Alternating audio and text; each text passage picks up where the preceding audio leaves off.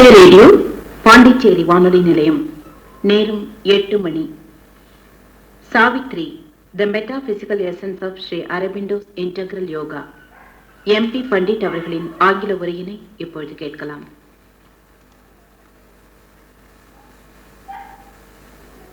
Speaking of Savitri, Sri Aurobindo observes that it is a poetical rendering of his life divine. As is well known, the central theme of this, his metaphysical treatise, is the transmutation of the imperfect human life into a perfect divine life. As prophetically envisaged in the epic Savitri, nature shall live to manifest secret God.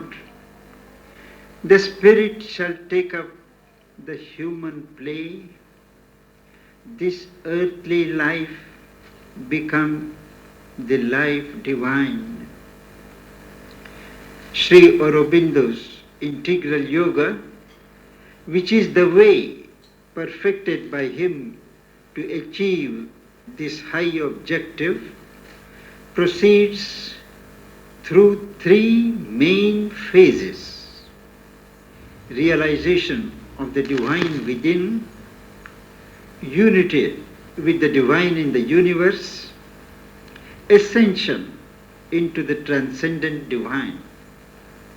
The technique is of ascent through aspiration, purification, surrender, and the descent of the divine consciousness in response in order to effect the transformation.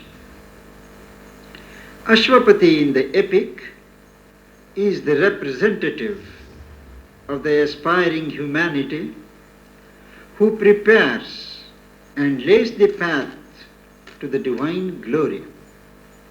He is a colonist from immortality whose mind was like a fire assailing heaven, his will a hunter in the trails of light. He is not satisfied with realizing his own self. He extends himself. The conscious ends of being went rolling back, and the island ego joined its continent. As a result, he felt the beating life in other men invade him with their happiness and their grief. His inner self grew near to other selves. Once his identity with the universal life was established firmly, he climbed to meet the infinite more above.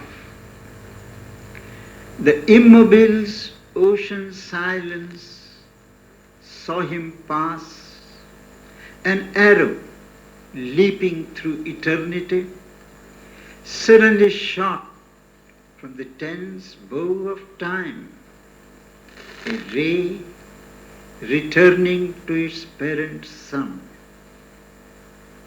As Ashwapati ascends in his consciousness, he saw a lone, immense, high-curved world pile, erect like a mountain chariot of the gods, a carved sea of worlds climbing with foam-maned waves to the supreme.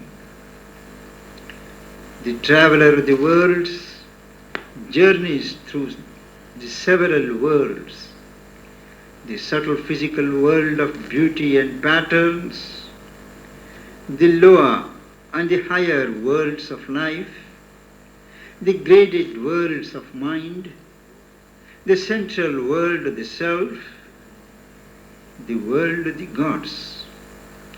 The second book of 15 cantos gives a thrilling and accurate description of the organization of the cosmos, an exposition of occult domains not paralleled elsewhere.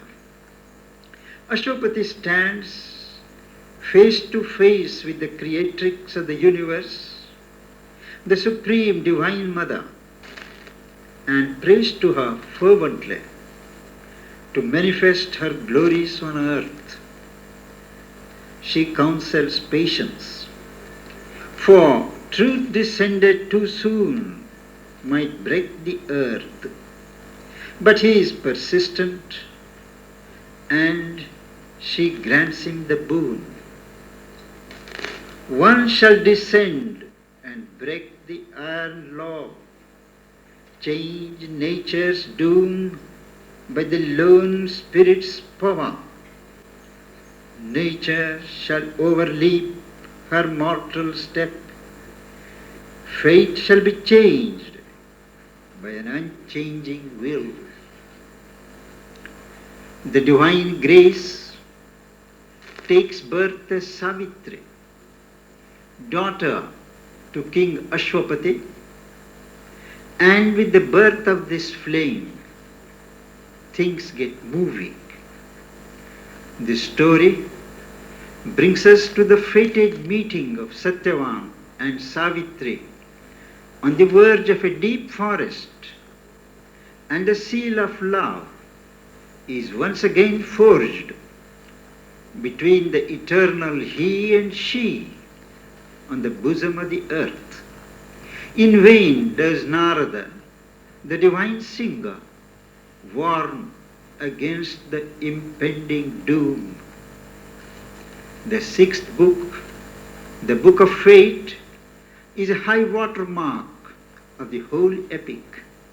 In it are laid bare the secrets of determinism and free will, the role of pain, the signature of ignorance, pain, which is the hammer of the gods to break a dead resistance in the mortal's heart, the true nature of divine justice, the significance of Jesus on the cross, the truth of avatarhood, and other precious insights.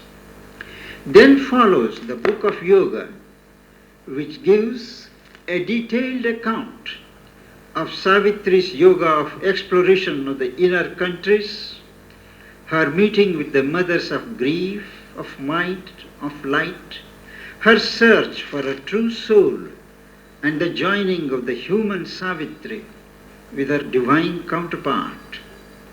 She goes through the experiences of identity with the Divine Mother, of self-loss in a formidable nirvana, before she is ready to meet the Lord of Death. Her encounter with this dark-browed God, her memorable debate with this clever sophist, which incidentally covers the whole range of the different philosophies and ideologies, and her ultimate triumph over the scourge of death, come to vivid life through the pen of Sri Aurobindo. There are echoes from the Veda, from the Upanishad. To illustrate only a few, a being no bigger than the thumb of man into a hidden region of the heart recalls the famous passage from the Katha, the Purusha, the inner self, no larger than the size of a man's thumb, stands in the center of our self. Or the declamation of the Lord of Death. My force is nature that creates and slays, the hearts that hope, the limbs that long to live. I have made man her instrument and slave. His body I made my banquet, his life my food. Compare from the Upanishad, he to whom the sages are as meat, and heroes as food for his eating, and death is an ingredient of his banquet, how thus shall one know of him where he abides?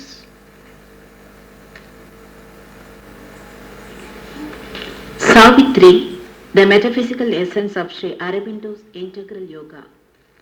MP Pandit அவர்களின் ஆங்கில உரையினை இதுவரை கேட்டீர்கள். 8:15 மணி வரை என் ரமணி வாசித்துள்ள